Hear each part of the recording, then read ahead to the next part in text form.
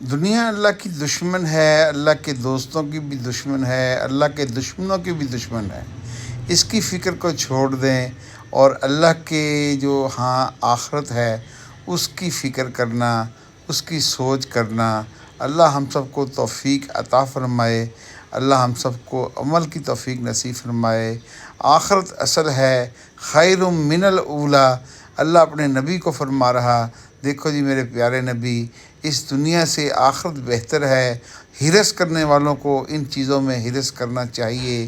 دنیا کی زندگی ایک دن ختم ہونے والی ہے، چاہے وہ بادشاہ ہے، چاہے وہ فقیر ہے، چاہے وہ امیر ہے، چاہے وہ بیمار ہے، چاہے وہ کسی حال میں بھی ہے، اس کو ایک دن دنیا چھوڑنی ہے۔